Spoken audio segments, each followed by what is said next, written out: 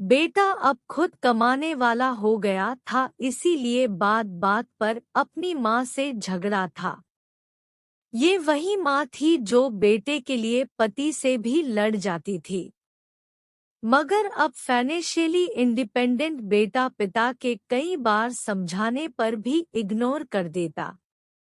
यही तो उम्र है शौक की, खाने पहनने की। जब आपकी तरह मुंह में दांत और पेट में आंत ही नहीं रहेगी तो क्या करूँगा।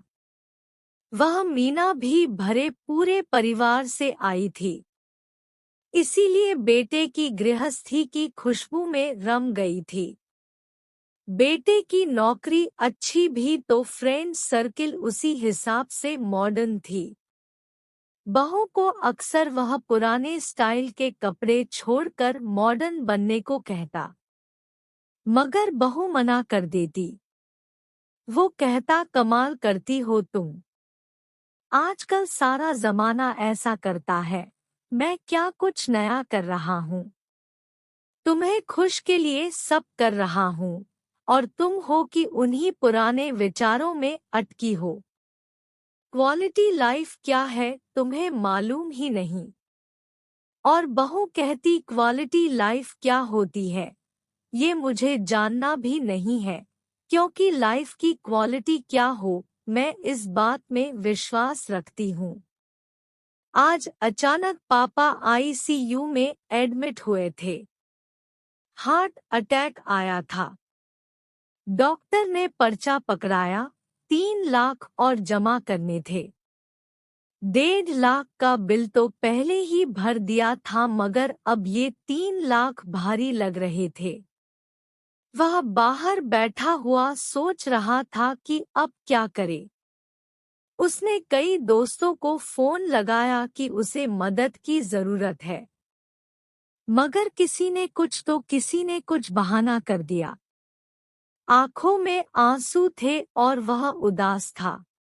तभी मीना खाने का टिफिन लेकर आई और बोली, अपना ख्याल रखना भी जरूरी है।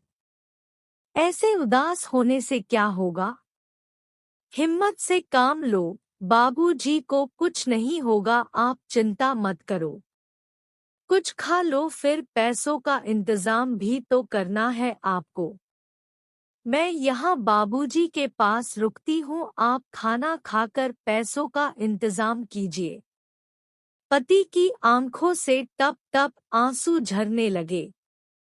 कहा, न आप चिंता मत कीजिए। जिन दोस्तों के साथ आप मॉडर्न पार्टियां करते हैं, आप उनको फोन कीजिए। देखिए तो सही कौन कौन मदद को आता है।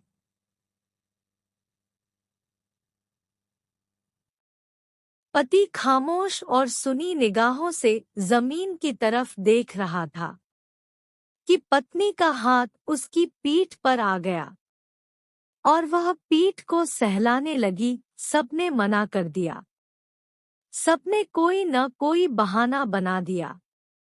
आज पता चला कि ऐसी दोस्ती तब की है जब तक जेब में पैसे हैं। किसी ने भी हाँ नहीं, जबकि उनकी पार्टियों पर मैंने लाखों उड़ा दिया इसी दिन के लिए बचाने को, तो माँ बाबा कहते थे।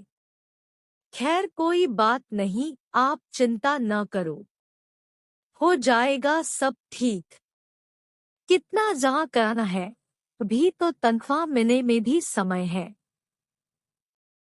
आखिर चिंता कैसे न करूं, तुम्हारी ख्वाहिशों, तुम जो नई नई तरह के कपड़े और दूसरी चीजों के लिए मुझे पैसे देते थे वो सब मैंने संभाल रखे हैं। माँ जी ने फोन पर बताया था 3 लाख जमा करने हैं। मेरे पास 2 लाख थे, बाकी मैंने अपने भैया से मंगवा लिए हैं। टिफिन में सिर्फ एक ही डिब्बे में खाना है, बाकी में पैसे हैं। मीना ने थैला टिफिन सहित उसके हाथों में थमा दिया। मीना, तुम सचमुच अर्धांगिनी हो। मैं तुम्हें मॉडर्न बनाना चाहता था, हवा में उड़ रहा था। मगर तुमने अपने संस्कार नहीं छोड़े। आज वही काम आए हैं। सामने बैठी माँ के आंखों में आंसू थे। उसे आज खुद के नहीं बल्कि पराई माँ के संस्कारों पर नाज था, और वो बहू के सर पर हाथ फेरती हुई ऊपर वाले का शुक्रिया अदा कर रही थी। मेरे प्यारे दोस्तों, इस कहानी के बारे में आपकी क्या राय है? हमें कमेंट करके ज़रूर बताइए। वीडियो पसंद आए तो लाइक, सब्सक्राइब और शेयर ज़रूर करें।